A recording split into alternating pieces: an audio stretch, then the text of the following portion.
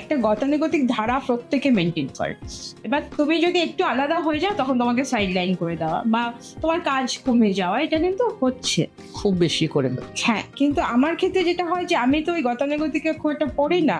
আমি সত্যি কথা বলতে কি ওই এলইডি লাইটের সামনে মানে আমার একটু অসুবিধা হয়। আমার একটু কোজি কর্নার্স, একটু শেডস, একটু কর্নারে বসে গজলস বা একটু ওই ধরনের একটা আর্ট ফর্ম, সেটা আমাকে খুব ইন্সপায়ার করে। একদম তো সেটা আমি এখনো মেনটেন করে যাচ্ছি।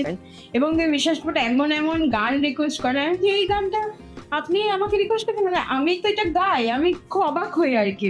তো আমার এরকম অডিয়েন্স খুব ভালো লাগে যারা আমাকে শুনেই বুঝতে পারবে যে এই গানটা ওর গলায় খুব ভালো লাগে। তবে হ্যাঁ, মানুষ কিন্তু এখন খুব তর্ক করে, বিতর্ক করে প্রত্যেকটা জিনিস নিয়ে।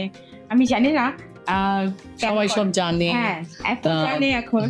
ছোট কি বড় যাই বলো, যে যেটা বলে না সেই মানতে পারে না একদম।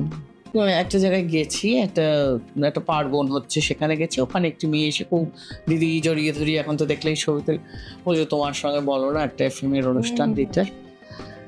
তো আমি জানি যে আমরা বোধহয় বছর দুয়েক আগে একটা অনুষ্ঠান করেছি। বললো হ্যাঁ, কিন্তু আমি করতে চাই। তখন আমি নিজেকে এরকম ঘুরে দাঁড়িয়ে ভাবলাম যে এই নতুন সময় তো আসলে জানে না ভালো সময় কাকে বলে। ওরাও কিন্তু ভালোকে খুঁজছে। আমরা যারা একটু বড়, আমাদের একটু সোচ্চার হতে হবে, ওদের একটু আগলে রাখতে হবে।